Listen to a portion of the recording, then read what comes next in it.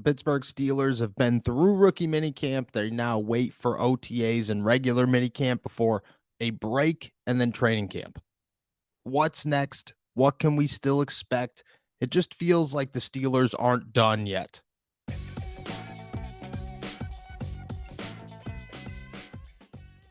What's going on, everybody? I'm Noah Strackbine. Thank you for jumping on to Steelers to Go, your daily to-go cup of Pittsburgh Steelers news and analysis. Find us on youtube.com/All Steelers Talk and subscribe anywhere you get your podcast. Today, we're talking about what's next for the Pittsburgh Steelers. Obviously, they are a little bit over a week away from the beginning of OTAs and then head right into minicamp before their biggest break and then training camp, which is when football, to me, officially starts.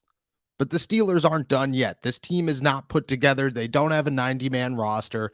They have almost all their holes filled, but there are still some that are pretty pressing and some that are very pressing and some that chances are they're going to address before OTAs or at least before training camp, and they're going to start gaining speed and a little bit of momentum as we head into OTAs and minicamp to make these moves. So what can we expect from the Pittsburgh Steelers moving forward? What is next? Well, rookie minicamp has come and gone. They'll likely invite one, maybe two tryouts to join the 90-man roster. They already signed a running back, a HBCU explosive name out of Morgan State, Alfonso Graham, who announced that he signed after a 1,000-yard mark, a 1,150-yard and 8-touchdown season. So now what? Where do they go from here? Well, everybody has their eyes on two positions, inside and outside linebacker, and then cornerback. I don't know how the Steelers feel about any of these, but from their words and just from hearing what people are talking about in the building and being there at rookie minicamp, kind of getting a feel of the landscape and how the Pittsburgh Steelers are addressing things and how they concern themselves with different positions at this point in the offseason, this is what I've put together. Let's start with corner. There are still some people out there who believe that the Pittsburgh Steelers will go out and sign a big splashy cornerback in free agency, or they'll make a trade for one. I actually saw, I'm not going to say a reputable, but a publication put out that the Steelers are going to, or likely going to, make a trade for a cornerback before the end of the summer. Here's the thing. Mike Tomlin was not open about a lot of positions, but he was pretty open about corner, saying that the Steelers have no intentions to go out and sign somebody else or to make another trade to acquire someone, that they are very comfortable with their in-house options. And those in-house options right now include Chandon Sullivan. Duke Dawson's going to get a shot, and I believe that the Steelers actually believe this former second-round pick who caught on nowhere in the NFL actually has a chance. Gives me that Antoine Brooks feel a couple of years ago, a safety nickelback out of Maryland, mid to late round pick who came in here, and eventually the Steelers gave him a shot. That shot didn't work out, and I don't know or believe that it's going to work out for Duke Dawson either, but I believe that the Steelers are going to see what they have in this kid after a year on the practice squad. Chandon Sullivan comes to the Steelers with 30 starts under his belt in the last 3 years.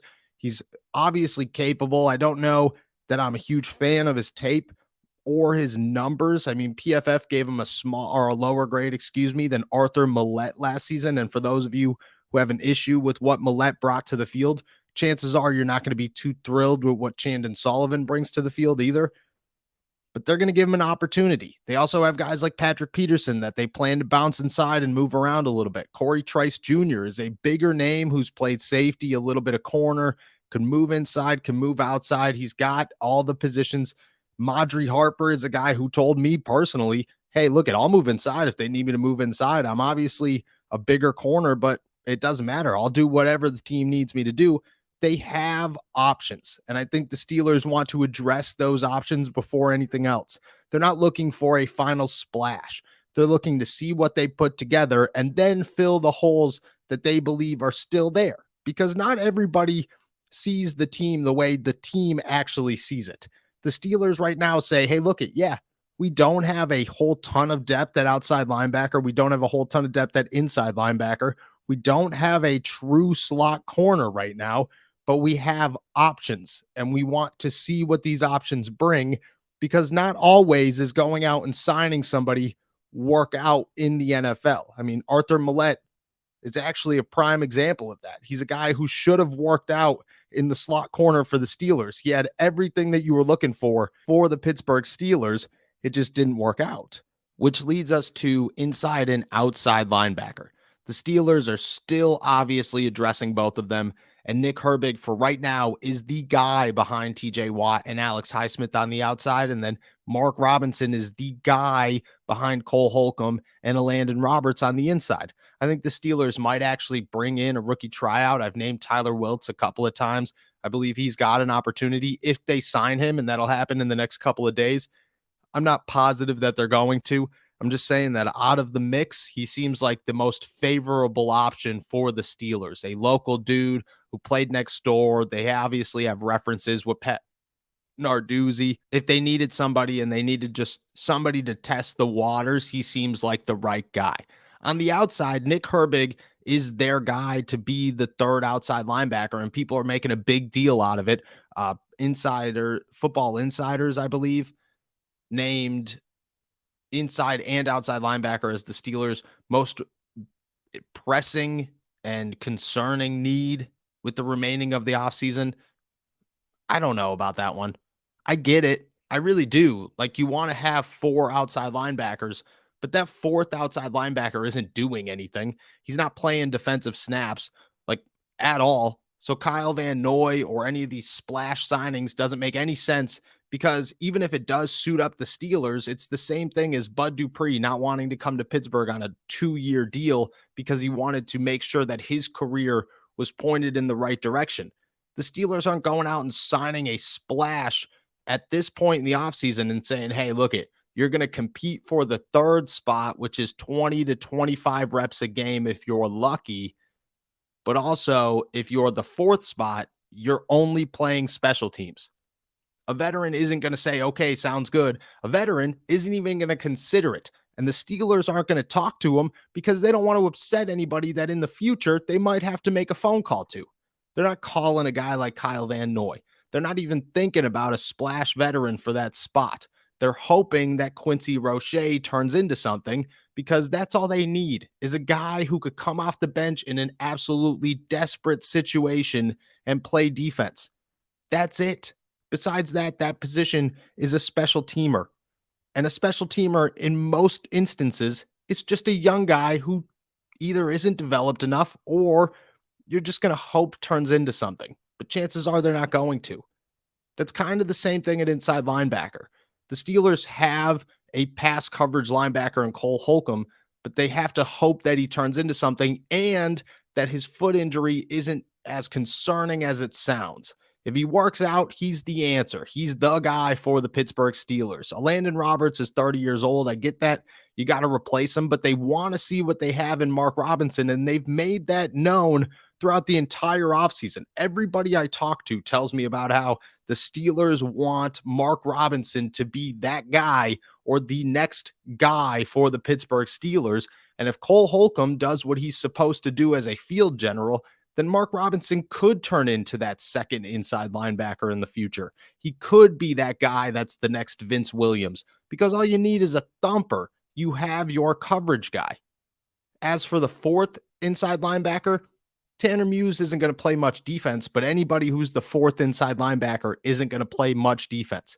Mark Robinson last year only stepped on the field because the inside linebacker room was just that bad. It wasn't impressive at all. And even until the end of the season, Mark Robinson wasn't getting reps. The Steelers aren't going to utilize 4 inside linebackers unless they absolutely need to. And at that point, you consider Keanu Neal. You consider bumping him inside. You consider only playing sub packages so that you only have to have 1 inside linebacker on the field. There's ways around the inside linebacker position in today's NFL that make it so easy not to have a deep depth chart at that position. Muse comes in here. He's a special teams ace. The Steelers need that in their inside linebacker room. He could play special teams. He's not going to play much defense, if any defense at all. And the Steelers likely are not even that concerned about it because they have 3 guys, 2 of which they feel comfortable in, and 1 of which they hope turns into a very quality backup with starter capable abilities. That's the Steelers' game plan. So what are the Steelers going to do for the remainder of the offseason or during OTAs and minicamp and then heading into training camp? Probably nothing. They might make a minimal signing here or a minimal signing there, and they might see during minicamp that they have an issue at some position. And if that pops up, then they'll make a move. But until pads come on, the Steelers are judging guys off of shorts and helmets. And that's nearly impossible to do for any team to address a depth position, to say, oh, we need another guy here.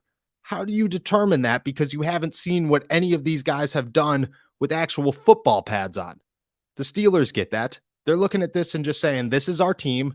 We'll add a couple of guys through the XFL and the USFL who impressed us because we need 90 guys to bring into the summer. They'll do all that. They'll make sure that their roster consists of as many possibilities as possible. But they're not going to go make another splash. Their splash is over, at least for right now. And they're okay with that because even if they do have a couple of holes here and there, and I believe that slot corner is easily their most pressing one, they're comfortable with the guys they have in-house to try and figure it out before they hit an alarm button and go off and continue to make moves that maybe aren't necessary. They're going to wait, they're going to see, and then they'll take it from there. For anybody holding on to the edge of your seat saying the Steelers are going to make another move, you're going to be holding on for a long time because they're probably not going to make another move until they desperately have to.